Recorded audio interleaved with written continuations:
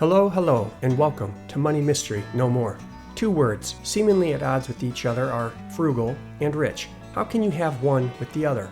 Another thought is, how can you have one without the other? Think about it. The two words may not be at odds with each other at all.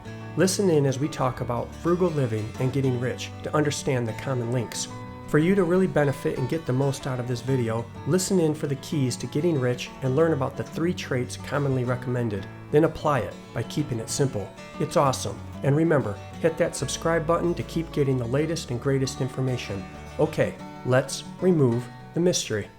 Perhaps you are frugal or know someone that is frugal. You surely have an opinion about the lifestyle. Perhaps you agree with it. Maybe you like it or maybe you hate it. More than likely though, there are some misperceptions associated with being frugal. Contrary to popular belief, it does not mean being cheap. In fact, it's being wise with your money, using it in ways that cost you less and save you more. You are more economical about how you use your funds and even other resources. Through daily habits, you ultimately become conscious about paying less for your daily expenses whenever possible. You might even forego certain things in an effort to save money and not waste it.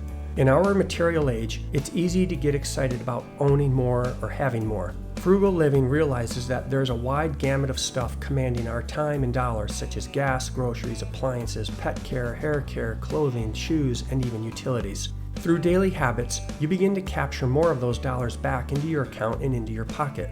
Eventually, the thought of being more cost-conscious and frugal living may make sense, especially when you realize that frugal living is a path towards getting rich. Admittedly, it's different and perhaps not even the most recommended, but it is a feasible path. To set the stage, let's realize that most people sort of think of wealth and rich as the same thing. Being wealthy versus being rich tend to have different meanings depending on who you ask. There is one side of experts that think being wealthy is when you don't have much debt, but you do have enough income to do what you want. Thus, wealth is often equated with financial freedom by most personal finance experts. On the other side, being rich often gets associated with having a great deal of money or assets, being wealthy, or having abundant possessions and especially material wealth, or having high value or quality. Maybe adding in these questions could help. How much is in your bank account? How are you building on your retirement? Are you in the top rich tax bracket of 37%? Also, wealth is referred to as net worth, which is defined as total assets minus total liabilities. Assets are things with monetary value, like retirement accounts, stocks, bonds, 401k, IRAs, and property. Liabilities or debt take away from your assets. While it could include property, it's normally related to a mortgage, various loans such as personal student debt and auto loans. Some would consider you wealthy while others would say you are rich because your net worth is high. But if your actual income is not high, or maybe your wealth came through an influx of money, or it was earned through accumulating lots of assets, are you wealthy or rich? Being wealthy versus being rich can get fuzzy. Regardless, you being rich will ultimately rely on a mix of your properly managed assets and liabilities through responsible financial literacy and behavior. Next, we're going to touch on some points from our video, Financial Literacy Leads to You Being Rich. Give it a watch for a bigger conversation.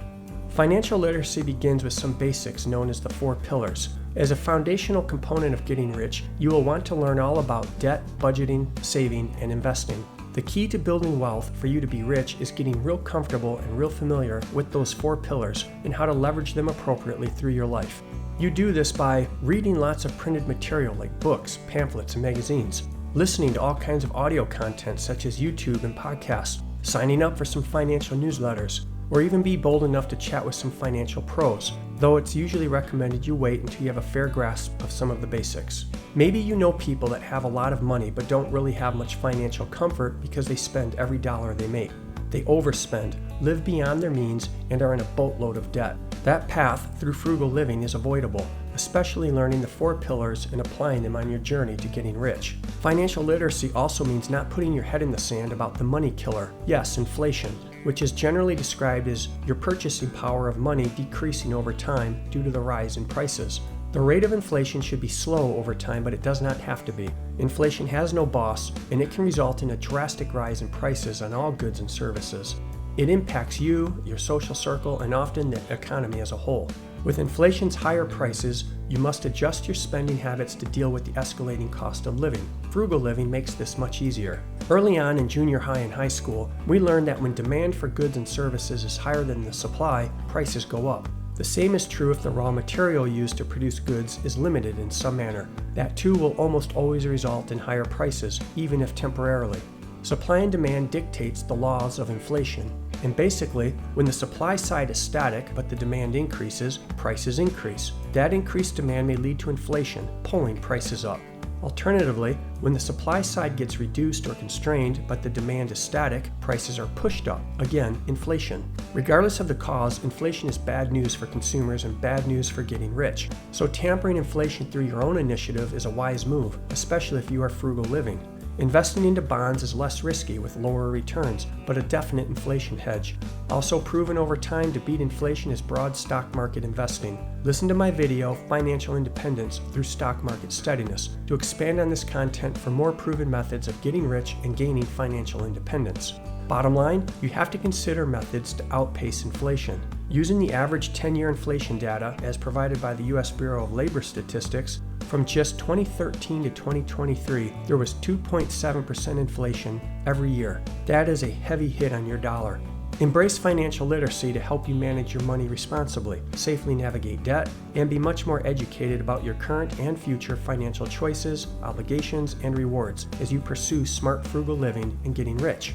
Some of you are already wondering how your frugal living can capitalize on Social Security.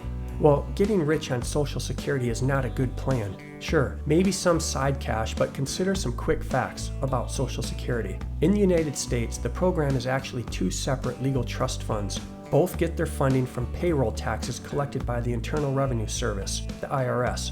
They hit our payroll with the 12.4% Social Security tax, paid evenly at 6.2% by employees and employers. Most people do not get any payback on this tax until their full retirement age, also known as FRA, which is stipulated by the U.S. government. As a retiree, the amount received depends on your retirement age, which in turn determines the primary insurance amount, PIA, that's paid out. Retire early, get paid less, like 20 to 30% less. Retire later, get paid more, perhaps up to 24% more. The numbers are skewed heavily against you from retiring earlier than the FRA determination. It keeps people working longer. While Social Security has been law since 1935 to originally provide a federal safety net for Americans over age 65, unemployed and disadvantaged, it has become a political kickball today. It has been modified several times to be a mess of social welfare programs and sadly faces a murky future. Check out my video, Social Security Truths, for some shocking reality. Whether you like Social Security or not, it's clearly not a solid perk to rely on too heavily. Developing alternative income streams would be a better smart money tactic. Better yet, combining that with 3 of the most common recommendations for anyone pursuing financial independence or getting rich makes even more sense. If you remember and apply these 3 traits, you'll be on your path to financial independence. The first trait is budget. Basically, this involves you being debt-free while minimizing expenses. Working within a budget is a top 10 smart money tactic. Trait number 2 is save.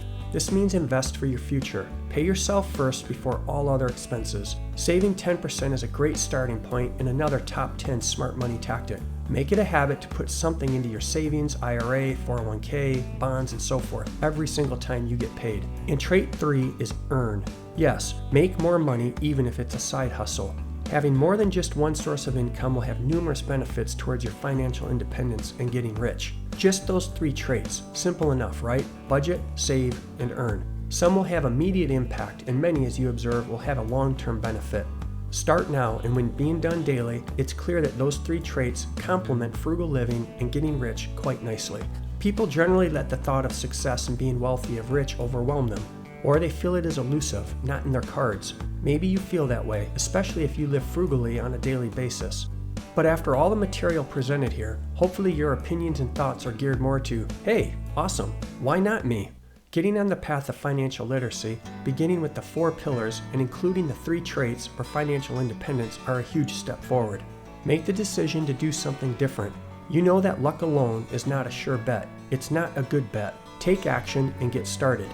Besides more money, you'll be awarded with countless benefits as you gain basic foundational skills related to money, and you'll learn many concepts that can lead your frugal living to getting rich by keeping it simple. Remember, hit that subscribe button and turn on notifications so you keep getting the latest and greatest information from Money Mystery No More. I'll see you in the next video.